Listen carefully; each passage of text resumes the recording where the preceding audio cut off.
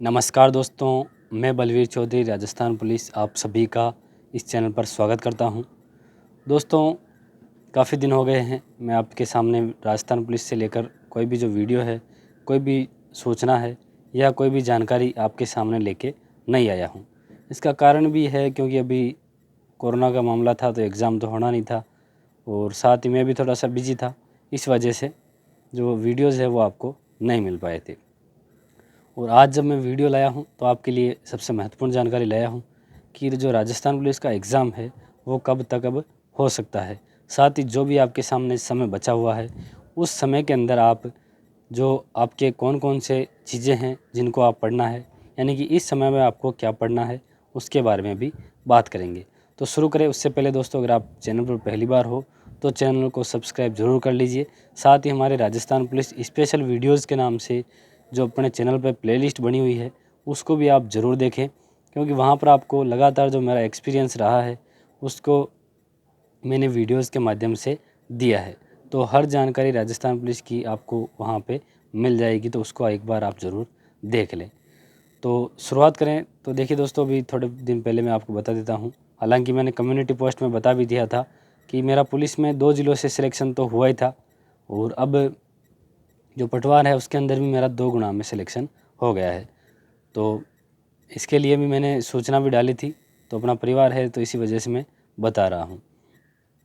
बाकी मेरा कहने का मतलब ये है कि अगर आप मेहनत कर रहे हैं अभी तो आपको इसका रिज़ल्ट ज़रूर मिलेगा और इतना मिलेगा कि आप इसको पचा भी नहीं पाएंगे।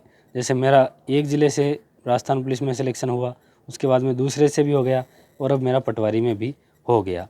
और अगर पहले में देखें तो मैं 2018 से लगातार संघर्ष कर रहा था, यानी कि जब आपको सफलता मिलना शुरू होती है तो वो मिलती जाती है। तो आपको भी उसी सफलता के इंतज़ार में लगातार आपकी जो तैयारी है वो असफलताओं से डरे बिना लगातार रहनी चाहिए, क्योंकि एक बात आप याद रखना, जब आपको सफलता मिलेगी तो इतनी मिलेगी कि आप उसको पचा भी नहीं पाओगे। तो खैर, हम बात कर रहे थे राजस्थान पुलिस एग्ज़ाम के बारे में। तो देखिए दोस्तों, राजस्थान पुलिस का एग्ज़ाम फरवरी तो जा ही रही है, उसके बाद में मार्च है और मार्च में आपको पता ही है बोर्ड एग्ज़ाम होने हैं। और साथ ही इसके अलावा अगर बात करें अप्रैल की, तो अप्रैल में भी आपके यूनिवर्सिटी एग्ज़ाम है या स्कूल एग्ज़ाम है वो होने वाले हैं। तो मार्च अप्रैल को आप काट सकते हैं। बाकी मई और जून, मई जून के अंदर आपके एग्ज़ाम होने के पूरे पूरे चांसेज है। कम से कम मई और ज़्यादा से ज़्यादा जून। ये दोस्तों अभी वर्तमान के हालात है, तो आपको उस हिसाब से तैयारी करनी है। देखो, मई में मेरे हिसाब से तो आपको मई ही टारगेट लेके चलना है। वैसे देखें तो 15 दिन तो आपके फरवरी के, और अगर आप थोड़ा वीडियो बाद में देख रहे हैं तो कम हो जाएंगे। और उसके बाद में आपके सामने पड़े हैं सिर्फ मार्च और अप्रैल, यानी कि 2 महीने का समय आपके पास में सीधा सीधा पड़ा हुआ है। और मेरे ख्याल से आप जो तैयारी है उससे पहले से जुड़े हुए हैं, तो लगभग मैं ये मानता हूँ कि आपका सिलेबस तो अब अच्छे से कंप्लीट हो गया होगा। तो देखो, एग्ज़ाम की हमने बात कर ली कि मई में हो जाएगा आपका एग्ज़ाम, ये आप मान के चले और उसी अनुरूप आप अपनी तैयारी है उसको जारी रखें।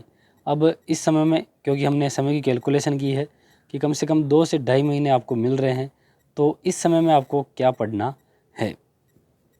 तो देखिए दोस्तों, ये 2 महीने आपको मिले हैं, वो ये मान लीजिए कि आपने इतने दिन, क्योंकि कोरोना का हल्ला चल रहा था, तो हो सकता है आपने जो सिलेबस है उसको पूरा नहीं किया है, या कर लिया है तो एक सब्जेक्ट बचा है या 2 सब्जेक्ट बचे हैं, या कोई आपका सब्जेक्ट कमज़ोर बचा है, तो उसको सुधारने का अभी आपके पास में मौका है। तो सबसे पहले तो मैं यही कहूँगा कि जो ढाई महीने है उसमें शुरुआती 1 महीने में तो आप जो अपना जो भी सिलेबस बचा हुआ है और जो आपके कमज़ोर टॉपिक है, और विशेष तौर से आपको जो कंप्यूटर है उसके अंदर आपका जो ऑपरेटिंग सिस्टम और जो आपका जो वो है MS ऑफिस, जिसके अंदर वर्ड, पावर पॉइंट, एक्सेल ये सभी आते हैं, ये और आपको इनपुट आउटपुट और हार्डवेयर, इनमें से ही आपको 30 में से 20 क्वेश्चन कंप्यूटर के मिलेंगे। 20 ही एक मान लीजिए आप 25 क्वेश्चन इन्हीं 4 टॉपिक जो मैंने बताए हैं उनमें से मिलेंगे। तो क्या ये आपके टॉपिक तैयार हैं, एक बार देख लीजिए। अगर नहीं है तो आप इनको कहीं से भी आप तैयार कर लीजिए, इनके नोट्स बना लीजिए एक बार आप।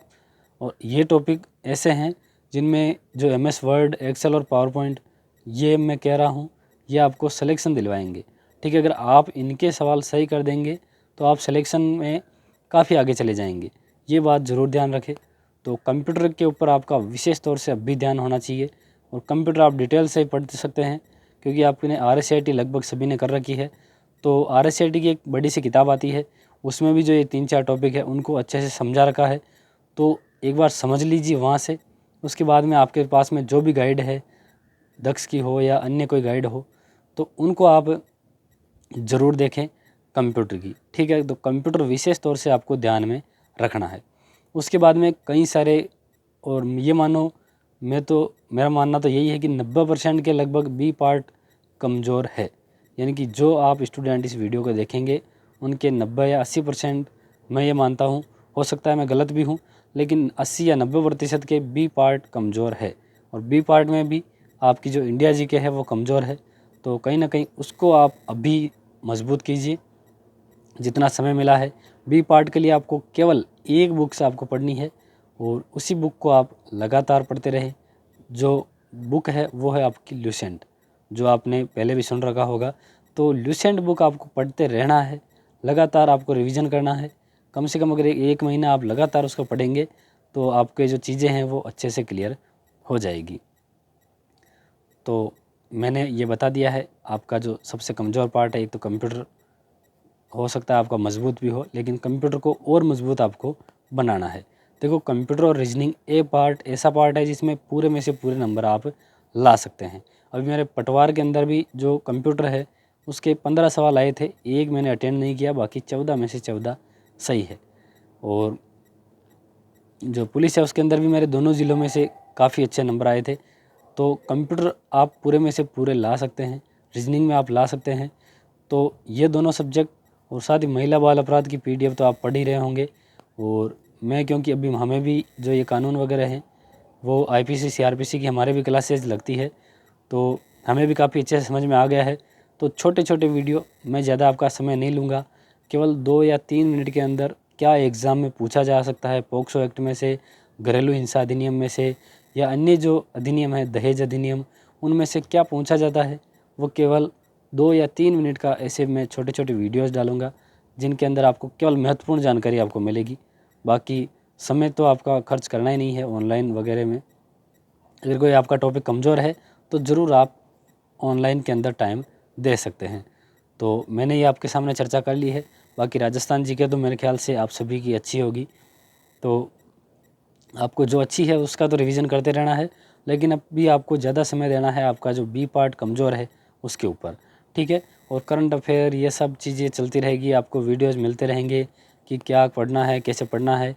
तो अभी तक, जब तक एग्ज़ाम डेट ऑफिशियल रूप से नहीं आती, देखो कोई भी बताने वाला कोई भगवान नहीं है, तो जब तक ऑफिशियल रूप से जो आपकी एग्ज़ाम डेट है वो नहीं आ जाती कि आपके इस तारीख को एग्ज़ाम होने वाली है, तब तक आपको लगातार जो आपका कमज़ोर पार्ट है उसके ऊपर फोकस करके चलना है।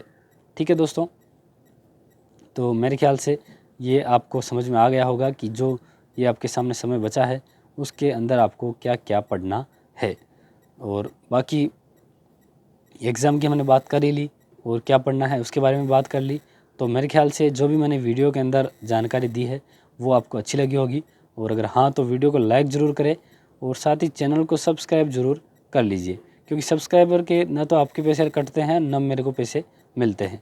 केवल बात यह है कि जो मैं जानकारी हूँ मैं आपको अच्छे से बता सकूँ, और साथ ही हम जो मेरे साथी हैं उनका भी इंटरव्यू अब डालने की कोशिश करेंगे, क्योंकि समय अब आपके पास में भी है। तो क्योंकि अलग अलग स्टूडेंट की अलग अलग स्ट्रेटजी रहती है, तो उस हिसाब से हम 2-4 या 5-10 मेरे जो साथी लोग हैं उनका भी इंटरव्यू डालने की ज़रूर कोशिश करूँगा, ताकि आपको उनका भी जो एक्सपीरियंस है उसका फ़ायदा मिल सके।